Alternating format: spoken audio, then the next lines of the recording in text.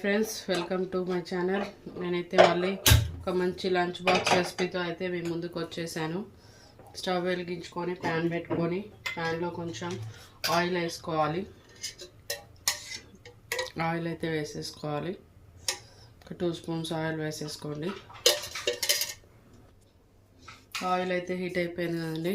Tomato pieces ఇలా కోసుకోవాలి. ఇలా కోసుకొని ఇలా పెట్టేసుకోండి. ఒక్కొక్కటి ఇలా పెట్టేసుకోండి. అన్నీ ఇలా మీరు ఇలా బోర్లో పెట్టేసుకోవాలండి. బోర్లో పెట్టేసుకోండి. దాంట్లోనే కొన్ని ఎల్లిపాయలు వేసేసుకోవాలి. ఇది కొంచెం ఉడకాలండి. కొంచెం సేపు మూత పెట్టేసుకోవాలి. చూస్తున్నారు కదండి, ఇలా అయితే ఉడుకుతుండాలి. ఇది ఇంకా కొంచెం ఉడకాలి. మళ్ళీ కొంచెం సేపు మూత పెట్టేసుకుందాము. ఇప్పుడు దీంట్లో కొంచెం కరివేపాకు వేసుకోవాలి కదా. పైన తోడైతే అన్నిటికీ ఇలా తీసేసుకోవాలండి. మంచిగా ఈజీగా వచ్చేస్తాయి. ఇలా ఉడికితే ఈజీగా వచ్చేస్తాయి.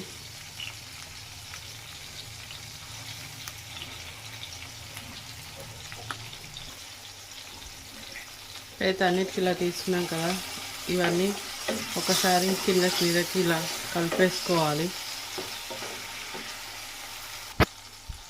ఇలా స్మాషర్తో ఒక్కసారి ఇలా స్మాష్ చేసుకోవాలండి.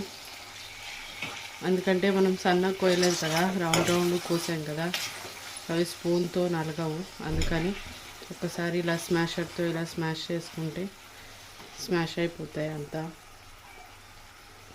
చూస్తున్నారు కదా ఎలా స్మాష్ అవుతున్నాయో. ఇలా స్మాష్ చేసుకోవాలి అన్నీ. ఎల్లిపాయలు కూడా ఇలా స్మాష్ చేసేసుకోండి. దీంట్లోనే మంచి ఫ్లేవర్ ఉంటుంది. ఎందుకంటే పిల్లలు చాలా మటుకు అలానే ఉంటే తీసి పక్కన పెట్టేస్తారు కదా. దీంట్లో స్మాష్ చేసేస్తే అయిపోతుందండి. అందుకని అంతా స్మాష్ అయితే చేసుకున్నాం కదా. ఇప్పుడు దీంట్లో కొంచెం అంతా పసుపు వేసుకోవాలి. మంచిగా కలిపేసుకోవాలి పచ్చివాసన పోయేంత వరకు. చూస్తున్నారు కదా, ఇలా ఒక్కసారి ట్రై చేసి చూడండి నేను చేసేటట్టుగా. చాలా బాగుంటుంది. పిల్లలు కూడా చాలా ఇష్టంగా తింటారు. కొంచెం అంత కారం వేసుకోవాలి. మీ టేస్ట్కి తగ్గట్టుగా వేసుకోండి కారం. మళ్ళీ దీంట్లో కొంచెం అంత సాల్ట్ వేసుకోండి. మీ టేస్ట్కి తగ్గట్టుగా సాల్ట్. కొంచెం గరం మసాలా వేస్తున్నాను. ఇప్పుడు ఇదైతే అంతా మంచిగా మిక్స్ చేసుకోవాలి. కొంచెం మనం ఇవన్నీ వేసాం కదా, కొంచెం వేగాలి. ఫ్లేవర్ అంతా టమాటోస్కి పట్టాలండి. కొంచెం సేపు వేయించుకోండి. మా వీడియోస్ కానీ సబ్స్క్రైబ్ చేసుకోవట్లేదండి. ప్లీజ్ కొంచెం సబ్స్క్రైబ్ చేసుకోండి. మా వీడియోస్ కానీ నచ్చినట్టయితే కామెంట్ చేయండి, లైక్ చేయండి, షేర్ చేయండి. ఇలాంటి వీడియోస్ మీకు మరెన్నో కావాలి అనుకుంటే ఫాలో కండి మమ్మల్ని, మా ఛానల్ని సబ్స్క్రైబ్ చేసుకోండి. ఇప్పుడైతే మనం దీంట్లో ముందుగా కుక్ చేసి పెట్టుకున్న రైస్ని అయితే వేసేసుకోవాలి. దీన్ని మంచిగా కలిపేసుకోవాలి.